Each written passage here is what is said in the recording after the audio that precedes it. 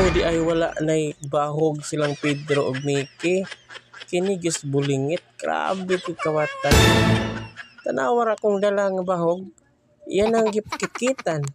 Dili manali nilang Pedro ug Mickey. Gusto niya iyaratanan. Tanawar lang na o. Nagdiwal-diwal pas iyang dila. Dili manalin sa iyang mga kauban.